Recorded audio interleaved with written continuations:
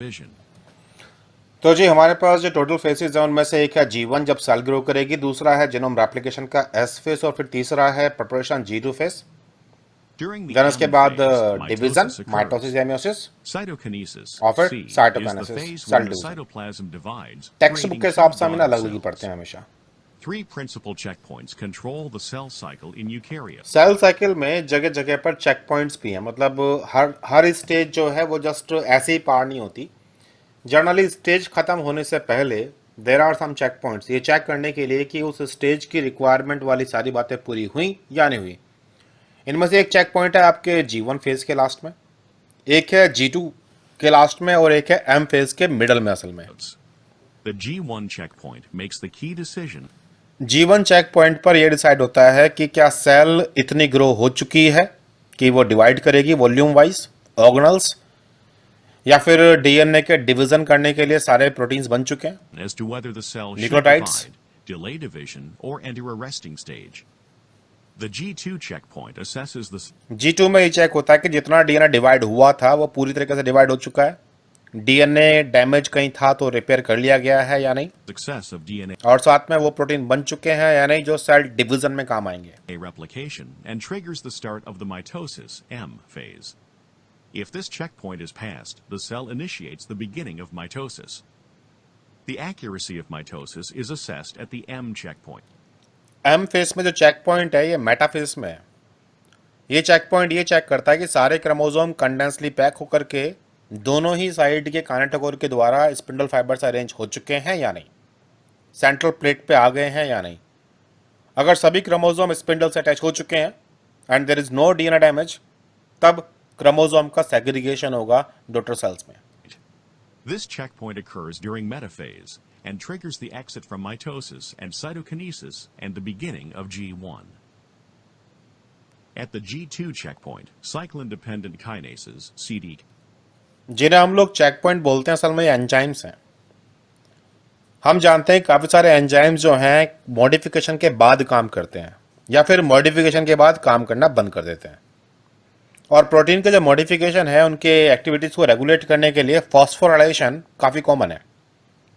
तो यहाँ भी कुछ खास एंजाइम्स हैं जिन्हें हम बोलते हैं साइक्लिन डिपेंडेंट काइनेज। काइनेज है तो मतलब फॉस्फेट ऐड करेंगे प्रोटीन्स के ऊपर, और जिन प्रोटीन के ऊपर वो फॉस्फेट ऐड करेंगे उस फॉस्फेट के ऐड होने के बाद उनका फंक्शन अल्टर होगा। लेकिन ये खुद साइक्लिन डिपेंडेंट काइनेज ये अपने आप काम नहीं करते, इन्हें काम करने के लिए सिग्नल चाहिए होते हैं।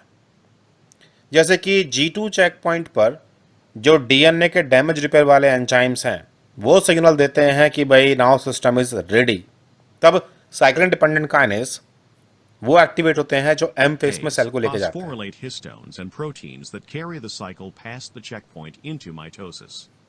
During G2, the cell gradually accumulates G2 cyclin, also called mitotic cyclin. The G2 face में ही वो साइक्लिन्स बन चुके होते हैं जिन साइक्लिन्स की जरूरत हमें एम फेस में पड़ेगी, लेकिन शुरुआत में उन्हें काम करने नहीं देते।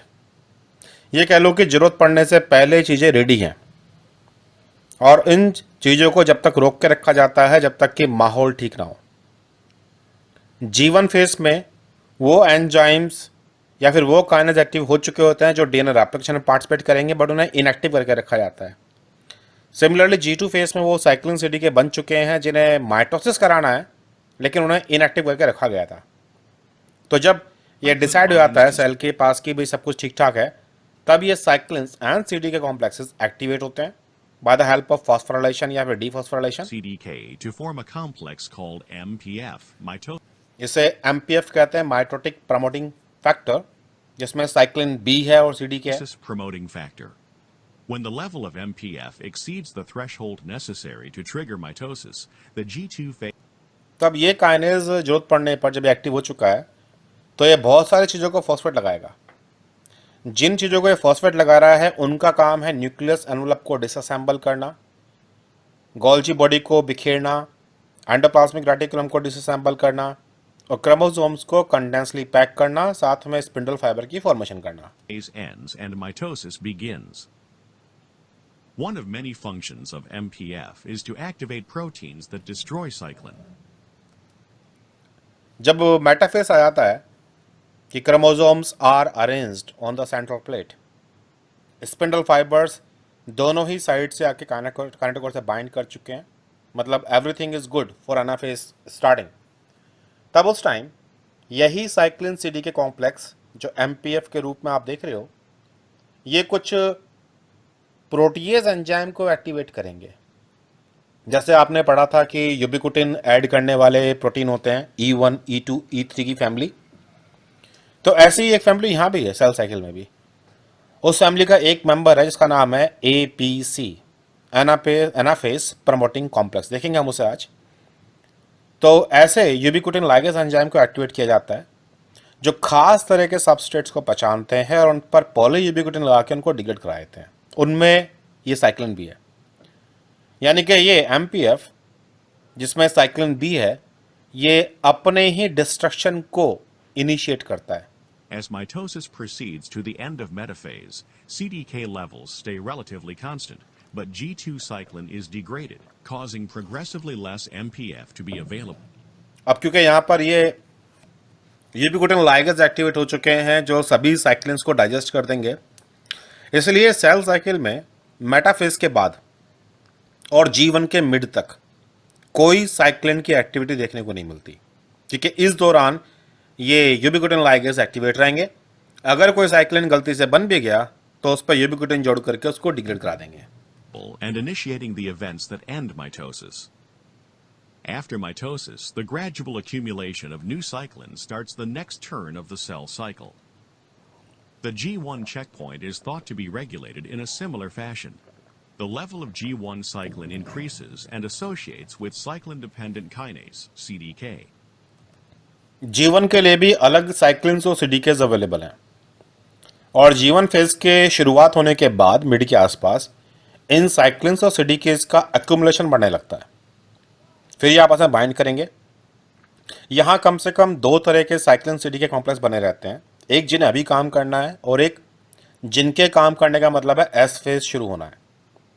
तो जो एस फेज शुरू करने वाले साइक्लिन सीडीके बन तो ही जाते हैं, लेकिन फिर उन पर प्रोटीन इनहिबिटर्स बाइंड करके उनकी एक्टिविटी को रोका जाता है। Eventually, a threshold ratio that triggers the next round of DNA replication is reached. जब एनवायरनमेंट है The cyclin is तब इन्हें काम करने के लिए बोला जाएगा, और काम होने के बाद में इन्हें डिग्रेड करवाया जाएगा। जैसे साइक्लिन को डिग्रेड करने वाले प्रोटीन जिन्हें मैं यूबिक्विटिन लाइगेज बोल रहा हूँ, आपके मेटाफेज में थे, जिससे हम लोग एनाफेज प्रमोटिंग कॉम्प्लेक्स का नाम दे रहे थे। सेम ऐसे ही यहाँ भी एक है G1 में भी, इसका नाम SCF है, ये भी नाम and आएगा the आपके cycle पास। begins again.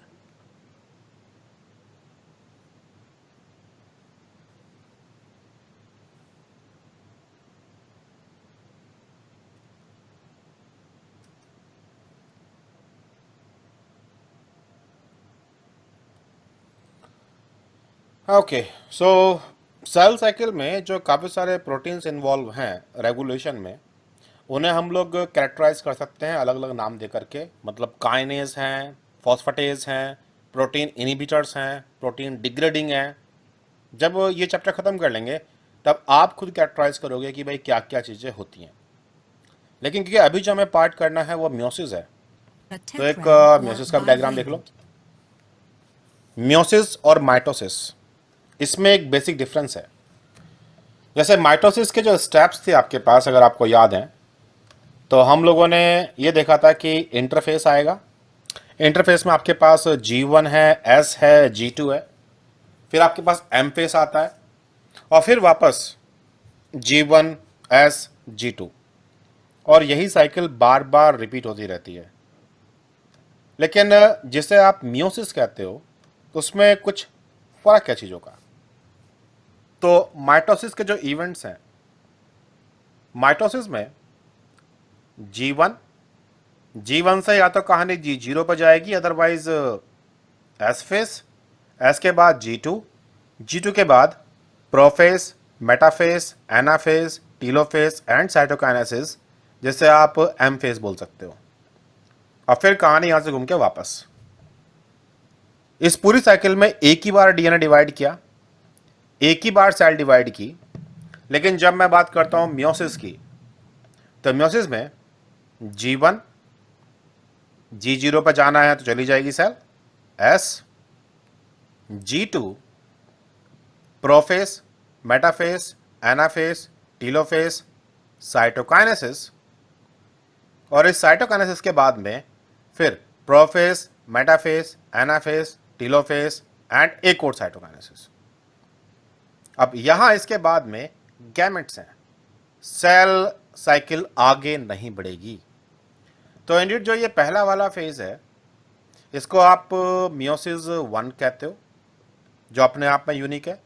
जो फिर दोबारा से रिपीट हुआ है इसे आप मियोसिस 2 कहते हो। इस पूरे इवेंट को मियोसिस कहा जाता है।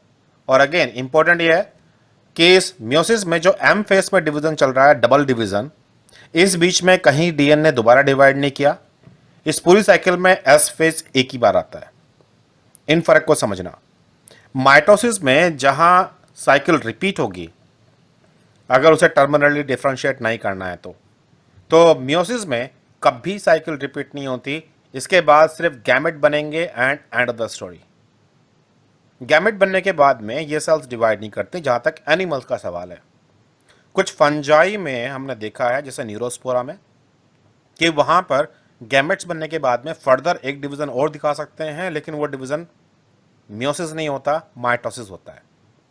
लेकिन अभी हम लोग उसकी बात नहीं कर रहे। कभी जेनेटिक्स में आएंगे इसके ऊपर, न्यूरोस्पोरा पर, तो हम लोग इसको देखेंगे। तो जनरली मियोसिस एक ही बार होगा एक सेल में, और एंड प्रोडक्ट के रूप में आपको गैमेट मिलेंगे। जैसे माइटोसिस में जब आपको एंड प्रोडक्ट अगर देखना हो यहां से, तो एंड प्रोडक्ट के रूप में आपको 2 सेल मिलने वाली हैं, और ये सेल फिर फर्दर सेल डिवीजन में एंगेज हो सकती हैं। लेकिन मियोसिस कंप्लीट करने के बाद में आपको 4 सेल्स मिलेंगी, जो फर्दर डिफरेंशिएट होकर के 4 गैमेट में कन्वर्ट होंगी। हालांकि मेल और फीमेल में गैमेट प्रोड्यूस करने का सिस्टम अलग अलग हो सकता है। जैसे कि ह्यूमन में इन 4 सेल से 4 स्पर्म्स बनते हैं, लेकिन ह्यूमन फीमेल्स में इन 4 सेल से एक एग सेल बनती है। बाकी 3 जो हैं वो डिग्रेड हो जाते हैं पोलर बॉडी के रूप में। क्या ये पॉइंट क्लियर है? यहां तक कोई मन में सवाल है तुम्हारे?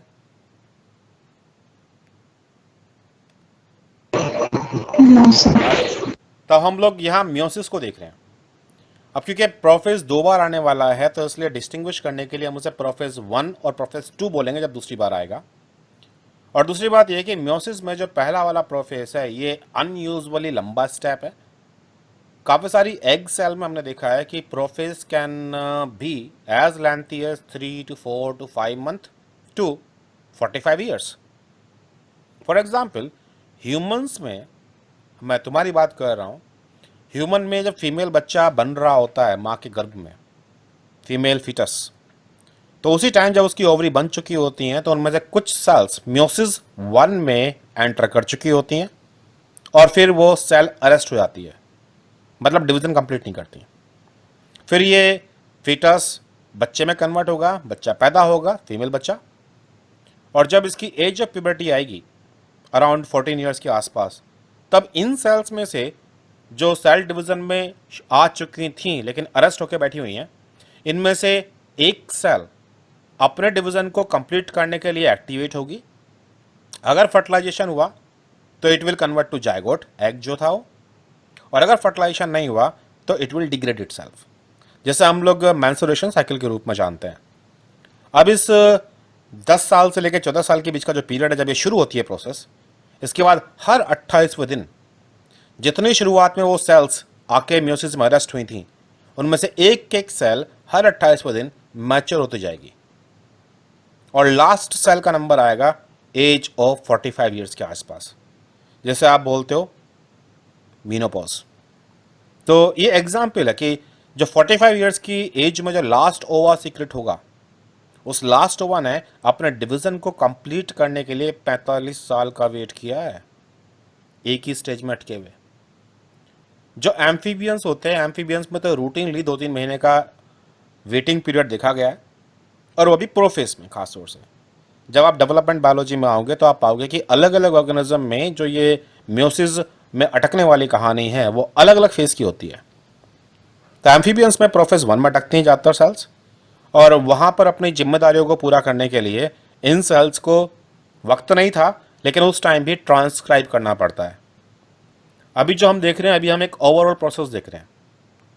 प्रोफेस 1, यहां पे अगर आप नोटिस करो तो यहां आपके पास कुल मिलाकर के The homologous chromosome 1 2 3 4 5 6, ये 6 क्रोमोसोम है। 3 एक रंग के दिखाए गए हैं, 3 एक रंग के। और जैसे कि तुम्हें पता होगा, लड़कों को वैसी समस्या रहती है कलर बोलने में, तो आई डोंट नो कि इसे हम पर्पल बोलते हैं या फिर हम लोग इसे कुछ और बोलते हैं, वाट एवर। तुम समझ जाओ कि मतलब ये जो बैंगनी रंग वाला है, पर्पल ही बोल रहा हूँ फिलहाल मैं से, और जो ब्लू वाला है, तो ये 3 क्रोमोसोम है। और इनमें से एक क्रोमोसोम का सेट पर्पल वाला मान लीजिए पापा से आया हुआ है, और जो ब्लू वाले क्रोमोसोम का सेट है ये मामा से आया हुआ है। दोनों क्रोमोसोम जो दोनों कॉपीज हैं ये सेम टाइप की हैं बट आर नॉट आइडेंटिकल।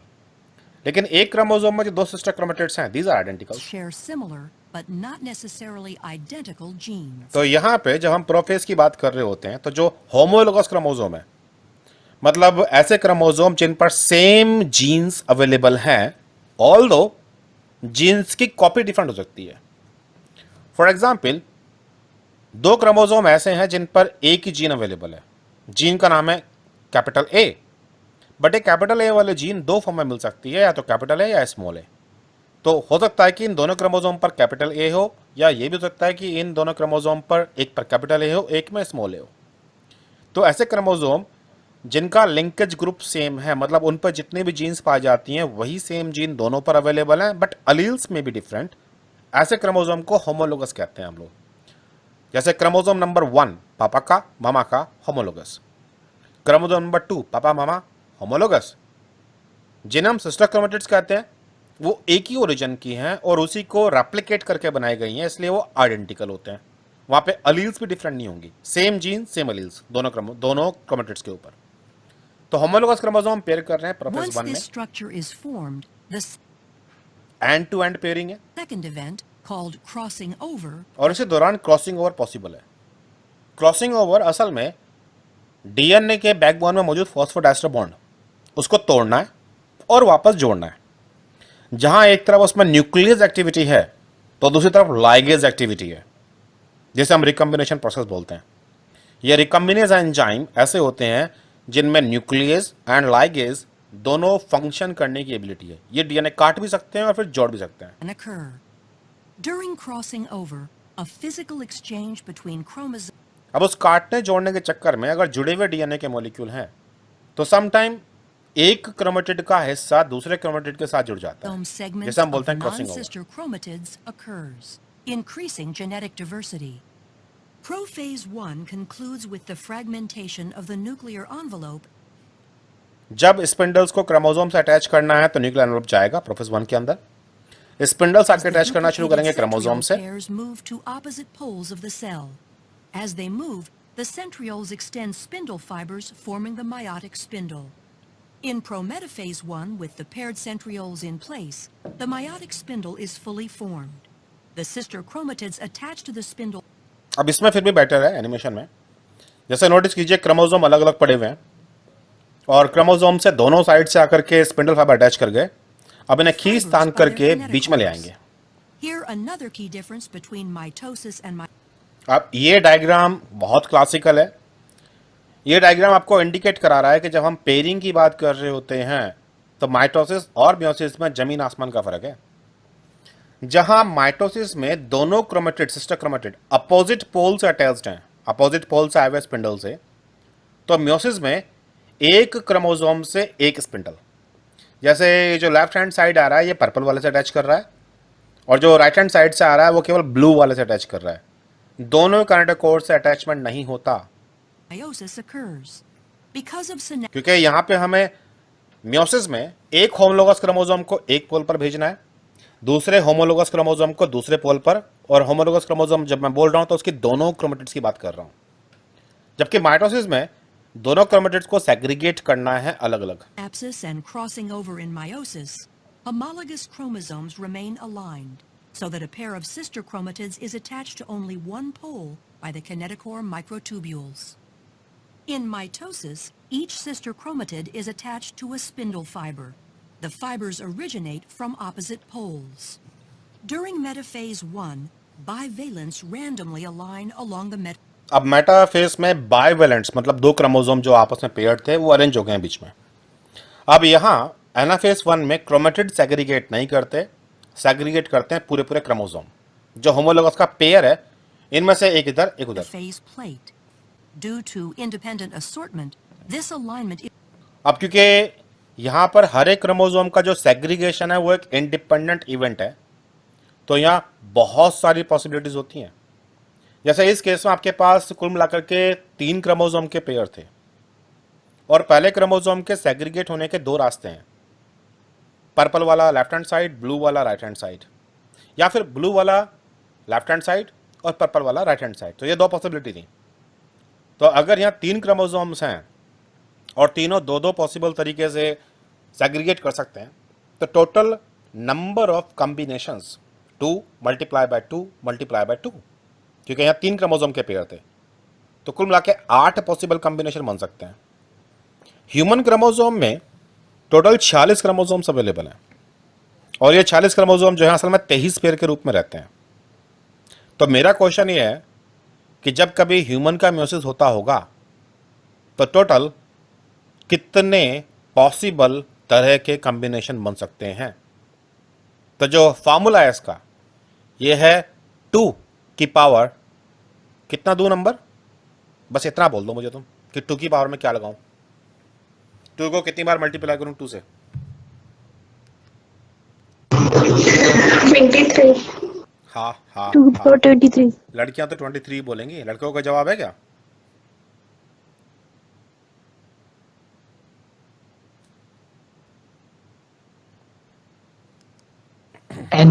उनका 24 होगा।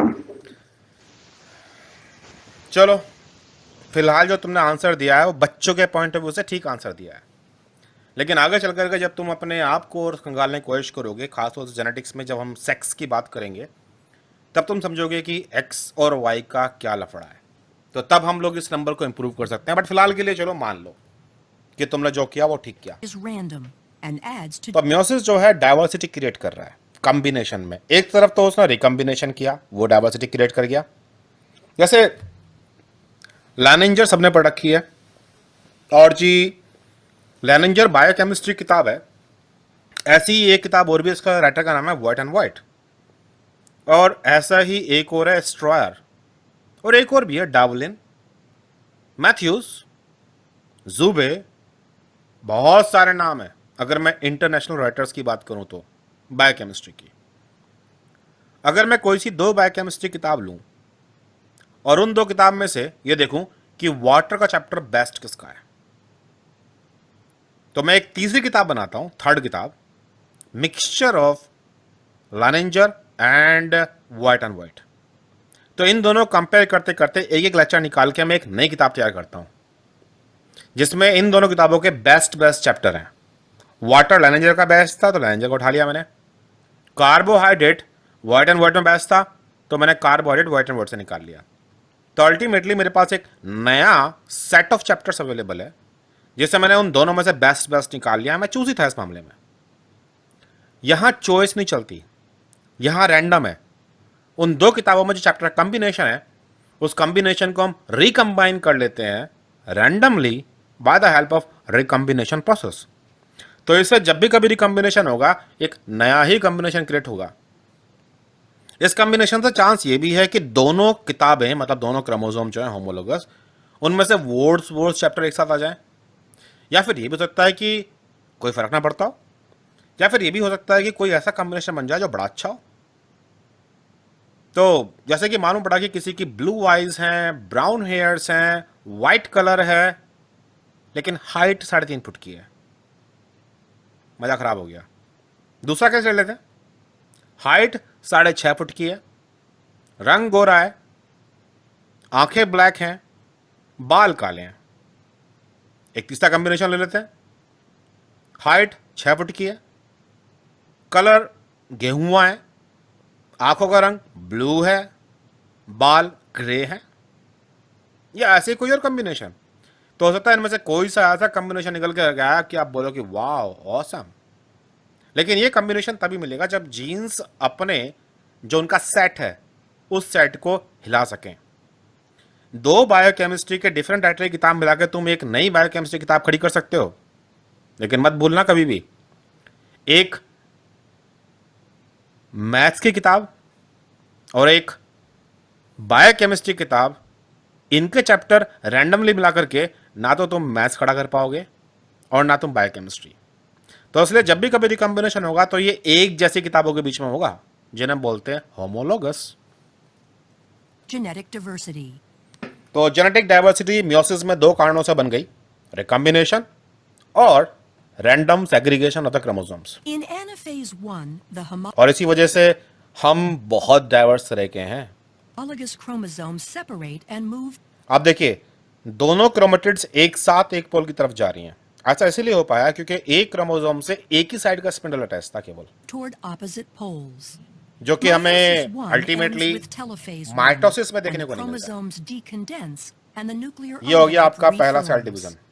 Cytokinesis अब इस बीच में कोई separates G1 the फेस नहीं आने वाला, कोई S नहीं cytoplasmic आने वाला, कोई material, and the G2 नहीं आने वाला, क्रोमोसोम लूज two होंगे, daughter cells are separated by a cleavage furrow. Cell बटी। Since the final product of meiosis 1 is two haploid cells, दोबारा नए तरह के आपके स्पिंडल्स meiosis ओरिजिनेट 2 होंगे, begins without the chromosomes going through another round of DNA replication. और अभी जो ये डीएनए था, यही डीएनए दोबारा सेग्रीगेट करेगा। Poles again duplicate and begin moving to opposite poles अब एग्जैक्टली वो कंडीशन है जो माइटोसिस में होती है, इसलिए मियोसिस 2 के इवेंट्स लगभग वैसे ही हैं जैसे कि of each माइटोसिस के होते cell. हैं। In prophase 2, अब प्रोफेस सेकंड में हर क्रोमोसोम के दोनों साइड से स्पिंडल्स अटैच the करेंगे। sister chromatids condense while the spindle starts to form as the nuclear envelope disappears. In prometaphase 2, the sister chromatids attach to the spindle अब इस बार हर chromosome के दोनों side से स्पिंडल अटैच्ड है। by kinetochore microtubules, with sister chromatids attached to opposite अब ये वो time है जब सेल एपीसी को एक्टिवेट करेगी। जब ये सारे स्पिंडल अटैच हो जाते हैं, तब यहीं पे अटैचमेंट वाले प्रोटीन ही मैसेज दे रहे होते हैं साइक्लिन्स को कि भाई अब टाइम आ गया है कि हम क्रोमेटिड को सेग्रीगेट कर दें। और ऐसे टाइम पे एनाफेज प्रमोटिंग कॉम्प्लेक्सेस एक्टिवेट होंगे, poles. The spindle जो आकर के अल्टीमेटली दोनों जो सिस्टर क्रोमेटिड्स हैं उनको जोड़ने वाले कोहेसिन प्रोटीन्स को डाइजेस्ट करा देंगे indirectly. aligns the help the of sister saprophyte enzyme. chromatids along the metaphase plate during metaphase 2. During anaphase 2, sister chromatids separate and individual chromosomes move toward the poles. The entire process ends with telophase 2, as the chromosomes decondense and the nuclear envelope जिसके बाद कहानी खत्म हो गई, ऐसा नहीं है। अब आगे इन जो ये 4 सेल बनी हैं, ये अपना रूप बदलेंगी और अपने आप को एग या स्पर्म में कन्वर्ट करेंगी as per the signal. reforms. Cytokinesis occurs and cleavage furrows separate the two daughter cells into 4 haploid daughter cells. The haploid daughter cells will specialize into gametes, either sperm or egg. These fuse in fertilization to form a zygote, which will grow into a child. अब इसमें एक बात और भी important है, mail के पास 46 chromosome से, female के पास 46 क्रोमोसोम से, लेकिन म्योसिस करके जिनोम को आधा कर दिया गया 23-23, ताकि जब फर्टिलाइजेशन करें तो फिर मुझे वापस 46 मिल सके। तो ये जो म्योसिस इवेंट है, ये भी इंश्योर करता है कि ह्यूमंस में या एनिमल्स में from one generation to next generation ploidy का लेवल सेम रहे। तो कोई क्वेश्चन है यहाँ तक की कहानी के बारे में?